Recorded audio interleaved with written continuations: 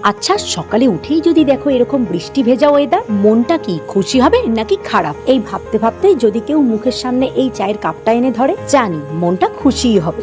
আর চায়ের কাপটা নিয়ে যখনই রান্নাঘরে হুকি মারলে, ও মা কি সুন্দর গন্ধ, ঠিক যেন মন্টাদার দোকানের আলুর দমের গন্ধ। হায়, এর সাথে যদি রাজুদার হাতের পাতলা পরোটা হয়, উফ জমে ক্ষীর। একই স্বপ্ন দেখছি, না না সত্যি।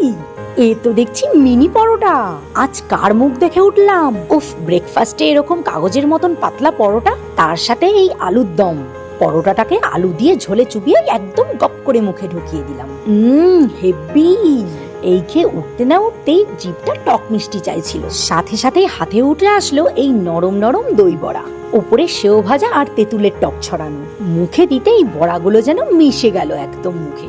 আজকের দিনটা হয়তো ভালো কারোরই মুখ দেখে উঠেছি। ওই দেখো আবার অঝরে বৃষ্টি নেমেছে, যাই গিয়ে একটু ঘুম দি। ঘুম থেকে উঠেই যেই না রান্নাঘরে হুকি মারলাম, উমা দেখি লাঞ্চে খিচুড়ি আর বেগুনি। এ তো দেখি স্বর্গের খাবার মর্তে নেমে এসেছে।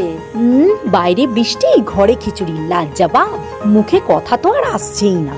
এরপর সন্ধ্যার আগের মুহূর্তে সারাদিনের কথা ভাবতে ভাবতে গ্রিন টির কাপে চুমুক দিতে দিতে ফোন আসলো প্রিয় বন্ধুর। ভাই, আজ মায়ের বার্থডে, তোর জন্য একটা রাতে পার্সেল পাঠিয়ে দেব, খেয়ে নিস কিন্তু। আরে আরে আরে, এ তো মেঘনা চাইতে জল গো। হ্যাপি বার্থডে আন্টি বলতে রাতে পার্সেল খুলেই বেরিয়ে আসলো এই ফ্রাইড রাইস আর চিকেন রেজালা। আচ্ছা, এবার বলো এরকম বৃষ্টির দিন কাদের কাদের চাই?